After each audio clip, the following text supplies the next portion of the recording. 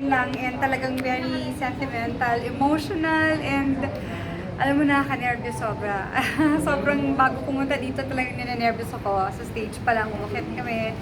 This is the first time na pinanood namin ng pelikula talaga ng buo. So, first time ko. So, At naiyak kami. Totoo Oh my lang. gosh. Very nostalgic talaga. Totoo, iyak kami naiyak. Ang ganda ng pagkakagawa.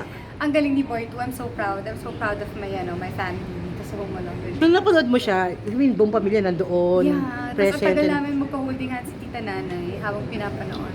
Sabi namin talaga, parang na-feel namin yung presence ni Tatay Sobra-Sobra.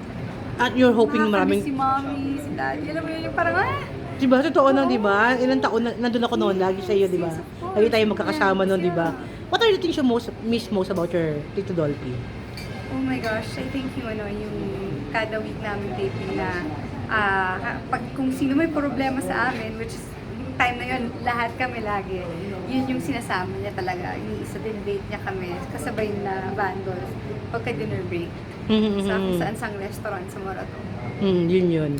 And now, balik ka ulit. You're active now in your career. Yes. How does it feel working again with Mark na lang? With? With Mark Anthony sa mga... Oh my gosh, I would love to work with Mark again. We're doing I Love You X, and I think next week. Hindi lang natuloy, so, pero next week, diretso na kami. Ano yung mga nabago sa kanya nung ngayon katrabaho kayo? Para feeling mo ko, mas gumapo pa si Mark ngayon, kaysa sa dati. And wala naman nagbago, mabait pa rin talaga. Yun pa rin naman talaga. Yeah. Ito na lang last na lang, Coach. How do you cope up with yung mami mo? Okay ka na ngayon, Mark? Tanggap Alam mo, medyo ngayon na nag-stop muna ako after Totoy Bato, medyo nalulungkot-lungkot ako. Ito na lang, I visited my best friend sa Thailand. So, Tanggap na ba ng family niya? Hindi pa rin. Hindi pa. Medyo ngayon pa lang tinatamaan, lately pa lang. Kaya nga ilang gabi nung walang tulog at kain. So, yun. How's your kids? Okay naman? Ay, good, great. Thank you. Thank you, Mark. Thank you so much.